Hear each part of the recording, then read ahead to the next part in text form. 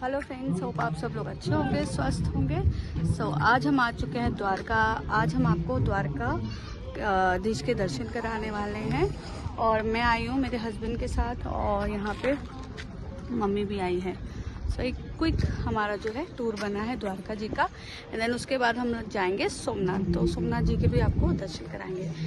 द्वारका में सबसे पहले हम स्टार्ट जो कर रहे हैं रुक्मणी माता के मंदिर से, जो कि ये देखिए, इस मंदिर से हम जो अपने द्वारका की जो जर्नी है वो स्टार्ट कर रहे हैं। इस मंदिर के बारे में भी आपको बीच बीच में वीडियो में बताते रहूँगी वीडियो में कि इसकी क्या महत्वता है। और स्टार्टिंग में देखिए हमें गौ माता भी दिख रही है और वेदर थोड़ा सा यहाँ पे गर्म ज़्यादा है। और हम लोग आए हैं मुंबई टू द्वारका, उसका भी मैं आपको जर्नी पहले बता। सर बताइए, हमने मुंबई टू द्वारका जी कैसे जर्नी किया है? हम मुंबई सेंट्रल से ट्रेन लिए हैं सौराष्ट्र मेल के फिर द्वारका स्टेशन है। द्वारका स्टेशन से होटल चेक इन किया हमने, फ्रेश हुए हैं और अभी सबसे पहले रुक्मिणी मंदिर दर्शन करने आए। और ये ट्रेन के बारे में बताइए कि हफ्ते में ही कितने दिन चलती है? हफ्ते में आई थिंक 2 दिन चलती है ये। हाँ, जो कि मुंबई से डायरेक्ट टू द्वारका आती है, बॉम्बे सेंट्रल से द्वारका। चलिए आपको दर्शन कराते हैं रुक्मिणी माता के मंदिर की। सबसे पहले यहाँ पे जो स्लीपर्स हैं उतार देते हैं और चलिए, रश भी बहुत दिख रहा है। फ्रेंड्स, यहाँ मैं आपको बताना चाहूँगी इस मंदिर में फ़ोटोग्राफी एंड वीडियोग्राफी अलाउड नहीं है। इसलिए मैं बाहर से ही आपको जो है मंदिर के दर्शन कराने वाली हूँ। और एज़ पर गूगल विकीपीडिया ये जो मंदिर है वो 250 साल पुराना है। जी हाँ, 250 साल पुराना ये मंदिर है। फ्रेंड्स, हमारे रुक्मिणी माता के जो दर्शन वो अच्छे से हो चुके हैं। और ये आप देख रहे हैं मंदिर कुछ ऐसा है और बहुत ही सुंदर आकृति इसमें बनी हुई है। को दिखा देते हैं, बहुत ही सुंदर मंदिर बनाया गया है। सदियों पुरानी आकृति है। हाँ, अभी कितना पुराना है इसके बारे में मुझे ज़्यादा नॉलेज नहीं है, पर देखने से लग रहा है कि काफ़ी पुराना ये मंदिर होगा। इसका कुछ 2 मिनट का यहाँ पे स्टोरी भी बताया जाता है इस मंदिर के बारे में कि ये मंदिर क्यों बनाया गया, कैसे बनाया गया, और रुक्मिणी माता के बारे में थोड़ा सा यहाँ पे डिटेलिंग दी जाती है। जैसे आप मंदिर में एंटर करते हैं तो बताया जाता है रुक्मिणी माता के बारे में। उसमें कुछ स्टोरी ऐसा है कि रुक्मिणी माता और कृष्ण भगवान ऋषि दुर्वासा को खाने पे बुलाते हैं, घर पे है ना, खाने पे बुलाते हैं, तो उनको लेके आते हैं अपने साथ रथ में। और जैसे वो शहर में एंटर करते हैं तो रुक्मिणी माता को प्यास लगती है और ये थोड़ा बे एरिया है, तो यहाँ पे थोड़ा पानी का बहाव। तो उन्होंने कृष्ण जी को कहा कि भाई मुझे प्यास लगी है, तो आप पानी है ना, पानी का वो कीजिए, प्रबंध कीजिए। तो फिर कृष्ण भगवान ने वहाँ से गंगा को उत्पन्न कर दिया अंगूठा से जमीन में, धरती पे लगा के पानी। हाँ, तो पानी आ गया। पानी आया तो उन्होंने सबसे पहले रुक्मिणी जी को वो पानी पिलाया और खुद भी पी लिया। और जो रथ में जो ऋषि दुर्वासा बैठे थे उनको पूछा भी नहीं, तो वो आगे क्रोध में क्रोधित हो गए जब तुम हो जाते हो। तो वो क्रोधित हो गए, तो क्रोधित में उन्होंने उनको 2 श्राप दिए, जिसमें से पहला श्राप ये था कि उन दोनों को 12 साल का वो हो जाए, सेपरेशन हो जाए 12 साल का। और दूसरा ये दिया था इस धरती पर, इस नगरी की इस धरती पे कभी भी मीठा जल नहीं होगा, नहीं मिलेगा, मतलब बंजर हो जाए ये पूरा, मतलब जितना भी है आसपास का एरिया पूरा बंजर हो जाए और यहाँ पानी का स्रोत ना रहे। तो उस वजह से यहाँ पानी का, हाँ, पानी ना रहे यहाँ पे और ये बंजर हो जाए। यहाँ पे अभी भी खेती नहीं होती, काफी कोसों दूर यहाँ पे खेती पॉसिबल ही नहीं है, क्योंकि यहाँ का जो पानी है वो नमकीन है। ये तो जो श्राप है ऋषि दुर्वासा ने उनको दिया था, तो इसी वजह से रुक्मिणी माता और कृष्ण भगवान को 12 साल अलग रहना पड़ा, सेपरेशन में रहना पड़ा। तो फिर उन्होंने जो रुक्मिणी माता थी उन्होंने वो यहाँ आके बस के गांव में, और वो द्वारका भी। हाँ, इसी श्राप की वजह से जो माता रुक्मिणी थी, जो कि कृष्ण भगवान की पहली पत्नी थी, वो यहाँ उनका मंदिर यहाँ है। और कृष्ण भगवान का मेन सिटी में द्वारका जी में है। ये सिटी के बाहर है रुक्मिणी माता का मंदिर। सो कुछ ऐसा सा स्टोरी है जो आपको बहुत अच्छे तरीके से यहाँ पे जब आप मंदिर में एंटर करते हैं ना तो आपको अच्छे से बताई जाती है, जो कि एक अच्छी चीज़ है। बाकी हिस्टोरिकल मंदिर में नहीं बताई जाती। और मंदिर बहुत ही खूबसूरत है, इससे बहुत ही खूबसूरत मंदिर है। और यहाँ से आपको जो है क्रीक का जो है व्यू भी दिखता है, सी थोड़ा क्रीक का व्यू दिखता है। और यहाँ पे जो प्रसाद मिलता है मीठा जल मिलता है जो यहाँ से 20 किलोमीटर दूर से आता है, क्योंकि ये 19 किलोमीटर की रेंज में द्वारका में कहीं भी पीने योग्य जल नहीं है, मीठा पानी नहीं है। तो वो उनको बाहर से लाना पड़ता है, उसके लिए यहाँ पे लोग दान करते हैं। सो अगर आप बाहर से आ रहे हैं और आप कुछ दान करना चाहते हैं, दान की इच्छा से आप आ रहे हैं, तो यहाँ पे पैसे दे सकते हैं, आप टैंकर मंगवा सकते हैं। उसी जल को जो लोग यहाँ पे आते हैं दर्शन के लिए उनको प्रसाद के रूप में दिया जाता है। वही जल हम भी ग्रहण करके आए हैं, सो वो आप यहाँ पे कर सकते हैं। बहुत ही अलग स्टोरी है, देखिए यूनिक स्टोरी। और वही जल हम पी के आए हैं। चलिए सर, अभी हमारा नेक्स्ट स्टॉप कहाँ है? नेक्स्ट हम जा रहे हैं बेट द्वारिका, जो अभी न्यू ब्रिज बनी है। नई वाले ब्रिज से जाएंगे, पहले फेरी से जाया करते, वो आइलैंड है, पहले हम फेरी से जाया करते थे, अब उसको ब्रिज से जाएंगे।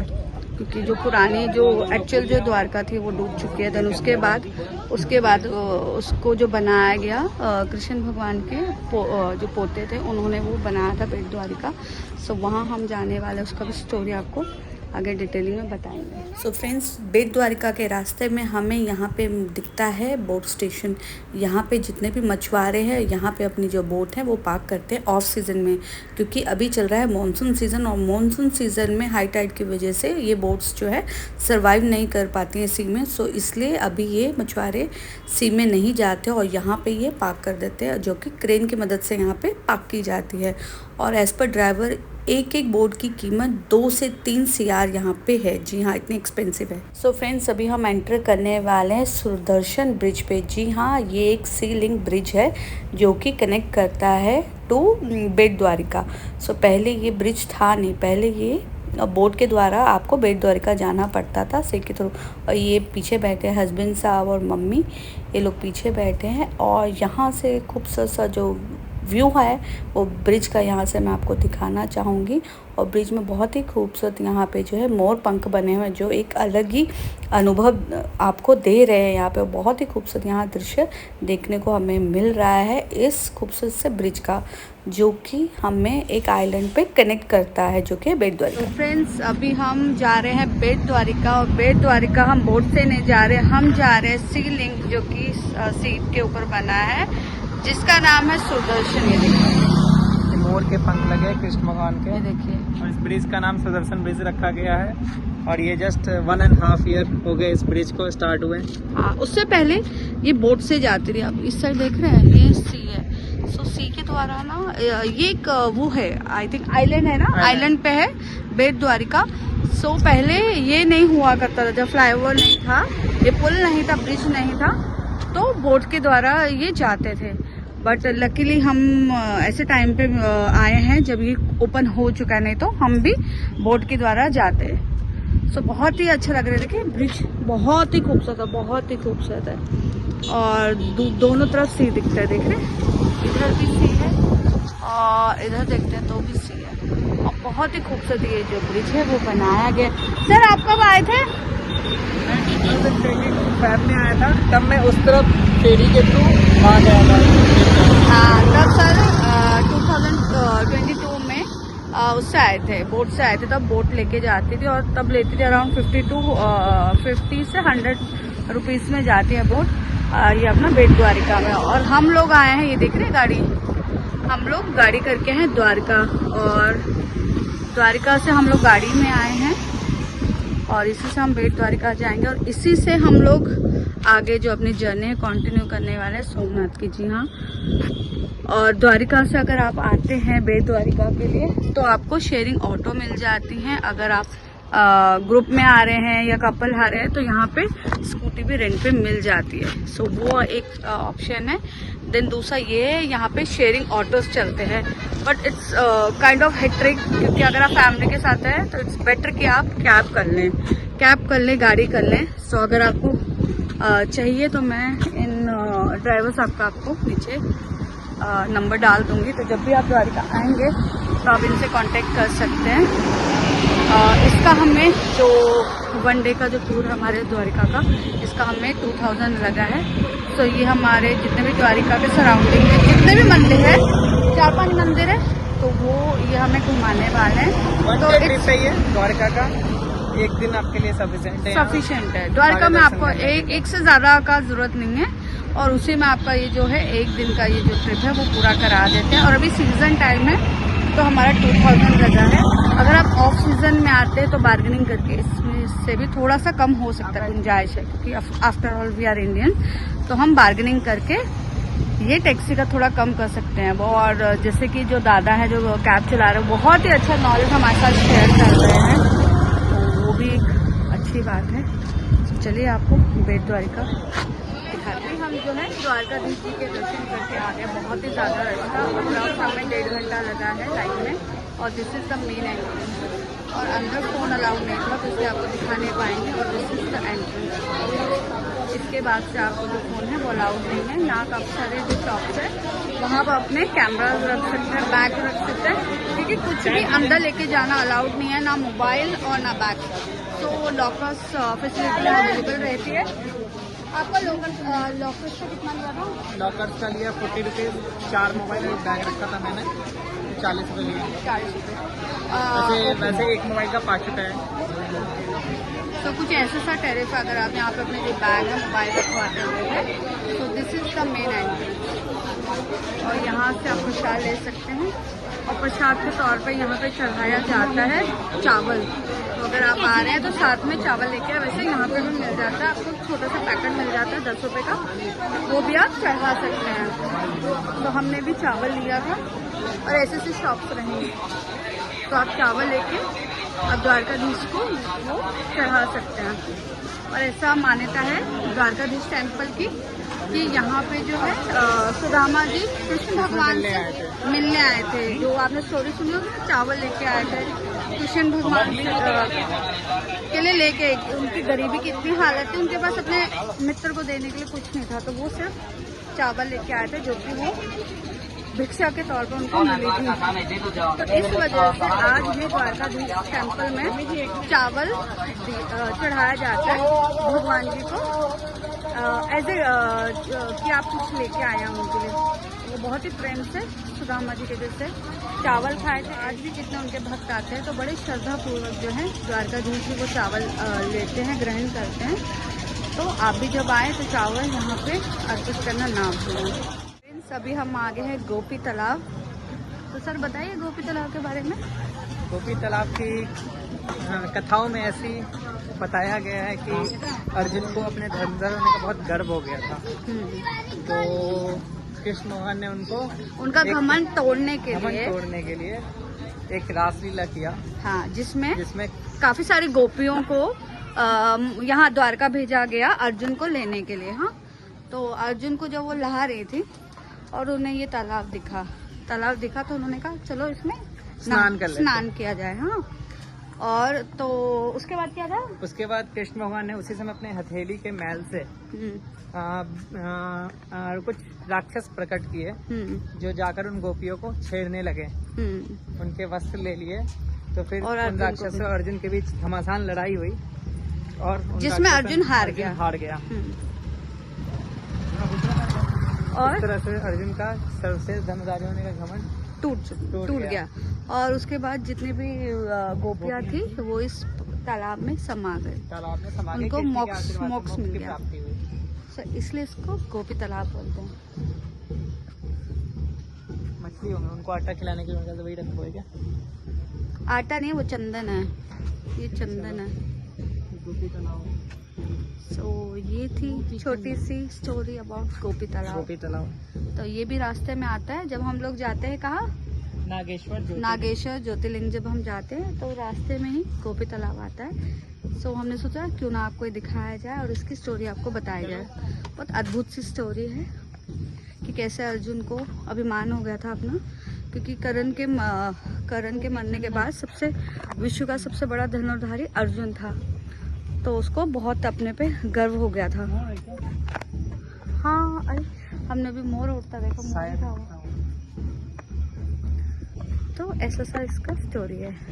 तो ज़्यादा कुछ देखने के लिए नहीं है यहाँ, बस एक छोटा सा तालाब है, तो ज़रूर आइए इसको और देखिए। सो फाइनली फ्रेंड्स, अभी हम पहुँच चुके हैं नागेश्वर महादेव टेम्पल में, जो कि 12 ज्योतिर्लिंग में से 8वां ज्योतिर्लिंग है, जो कि द्वारका में ही स्थित है। द्वारका से 16 किलोमीटर ये आगे जो है मंदिर है। और ये जो आप यहाँ पे एक विशाल मूर्ति देख रहे हैं, ये 125 फीट टॉल ये जो मूर्ति है बनाई गई है। और हम बहुत ही पावन महीने में पहुँचे हैं। अभी सावन है और सावन के पहले सोमवार में हमें जो है भोले शंकर के दर्शन करने को मिले। तो फ्रेंड्स, अभी हम आ गए हैं, कहाँ आए हैं? नागेश्वर ज्योतिर्लिंग। तो हर हर महादेव का जयकारा लेते हुए आगे चलते हैं। सावन के पवित्र महीने में हम कुछ किस्मत है जिनको ये दर्शन करने का मौका मिल रहा है नागेश्वर ज्योतिर्लिंग का। और कुछ किस्मत हम इसलिए भी हैं क्योंकि हमारी पहली मैरिज एनिवर्सरी, हमारी शादी को पहला साल हुआ है और आज 11 तारीख सावन शुरू हो गया है। तो हमने सोचा था कि हम इस बार जो एनिवर्सरी है वो बाबा जी के द्वार पे मनाएंगे, है ना, उनके दर्शन करेंगे, देन हम अपना जो है अपना गृह जीवन आगे शुरुआत करेंगे। हमारी शादी को पहले 1 साल हो गया, पहली सालगिरह में हम लोग आए हैं बाबा के दर्शन के लिए। चलिए चलते हैं बाबा के दर्शन के लिए। और हम बहुत लेट हो गए हैं। 8 बजे तक कपाट बंद हो। कितने देर तक हो जाता है? कितने बजे कपाट बंद हो जाते हैं? पता तो ड्राइवर ने बोला कि 8 बजे तक ही खुला रहता है दर्शन। और ऑलरेडी 7:30 हो चुके हैं। 7:45 हो चुके हैं। 7:45 हो चुके हैं। सो हम ऑलरेडी लेट चल रहे हैं। द्वारकाधीश में ही टाइम लग गया था क्योंकि वहाँ पे भगवान जी को भोग लग रहा था। तो आधे घंटे के लिए कपाट बंद हो गया था और रश बहुत ज़्यादा था। इस वजह से हमें वहाँ पे हो गया लेट, तो इसलिए हम यहाँ पे भी कट टू कट पहुँचे हैं। सो फ्रेंड्स, यहाँ आप भी जो है भगवान शिव जो कि नागेश्वर महादेव के रूप में यहाँ स्थापित है, आप सब लोग भी यहाँ से दर्शन कर लीजिए। इस सावन के पवित्र महीने में और पहले सोमवार में हमें भगवान के यहाँ दर्शन करने को मिले हैं। सो आप भी हमारे द्वारा जो है शिवजी जी का दर्शन कर लीजिए। और हम बहुत ही अच्छे टाइम पे पहुँचे हैं जहाँ हमें संध्या आरती भी देखने को मिली है।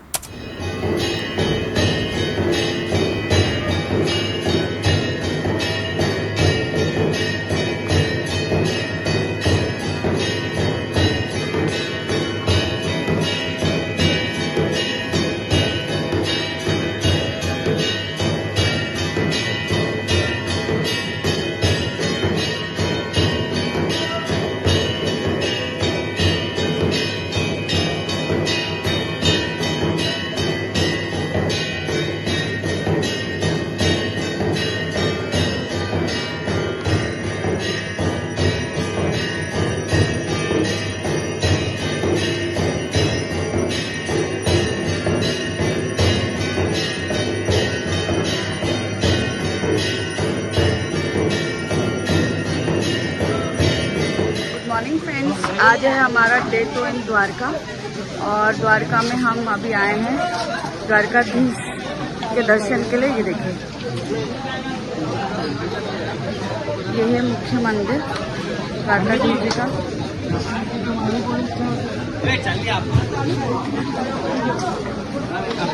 तो आज हमारा डे 2 है द्वारका में। द्वारकाधीश के दर्शन करने के बाद आज ही हम लोग जो है सोमनाथ के लिए निकल जाएंगे।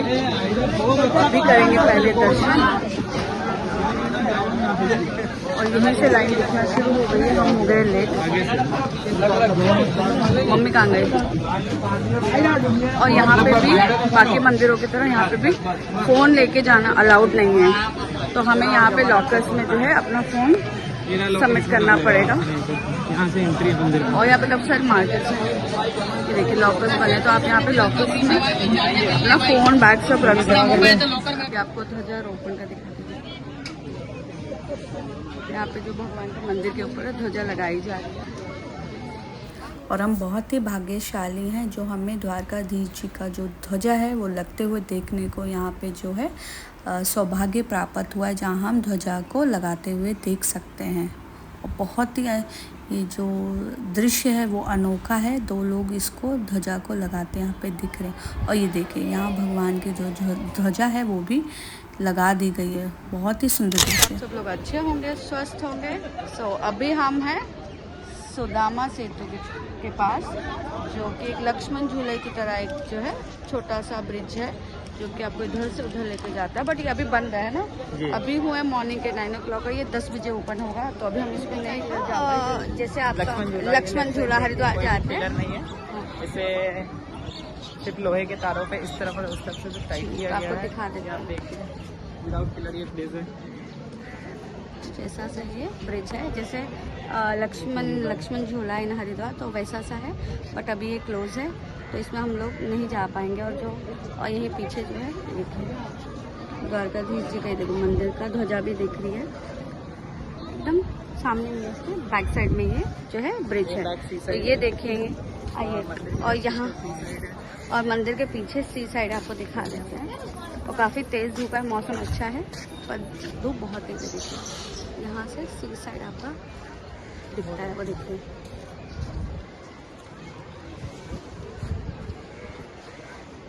सो द्वारकाधीश जी के हमारे जो दर्शन है वो अच्छे से हो गए। और सर बताइए अभी हम कहाँ जाने वाले हैं? अब हम लोग सोमनाथ के लिए निकल रहे हैं। पहले हम नाश्ता करने वाले हैं गुजराती थेपला एंड ढोकला, देन हम लोग सोमनाथ के लिए प्रस्थान करेंगे यहाँ से। सर को भूख भी बहुत लगी है, पहले करेंगे नाश्ता, देन फिर हम लोग उसके लिए भी हम लोग क्या करेंगे ना, यहीं से लोकल हम कैब लेने वाले हैं, उसका भी आगे आपको बताएंगे। लोकल कैब लेने वाले हैं, उसी से हम लोग सोमनाथ जाने वाले हैं। और रास्ते में जो भी टूरिस्ट स्पॉट है, 4-5 बीचेस है, मंदिर है, वो दर्शन करते हुए हम सोमनाथ पहुँचेंगे। तो वो भी आपको आगे दिखाएंगे। एक गांधी जी का आश्रम है जहाँ उनकी पैदाइश है, वहाँ जाने वाले हैं। और बीच है सोमनाथ में, वो जाने वाले हैं। और 2-3 और मंदिर हैं जो ऑन द वे हमें मिलेंगे जब हम सोमनाथ जाएंगे, तो वो सब हम लोग कवर करेंगे। इसलिए हमने ये गाड़ी हायर करने का पर्पस यही था कि हम लोग जब आए हैं तो ये सब भी आपके साथ शेयर किया जाए, है ना। तो इसलिए हम लोग ने कैब यहाँ से लिया है। हमें कैब का पड़ा है 5,000 हमें कैब का पड़ा है, रिजनेबल रेट है। और जो कैब ड्राइवर है उनका मैं यहाँ पे नीचे नंबर भी मेंशन कर दूँगी, आप उनसे कांटेक्ट कर सकते हैं। क्योंकि बाकी जितने भी कैब ड्राइवर्स हैं वो 6,000 अबव बोल रहे थे, तो ये थोड़ा रिजनेबल लगा है हमें, तो वो भी मैं आपको डाल दूँगी। जब भी आप आएँ तो उनसे कांटेक्ट करें।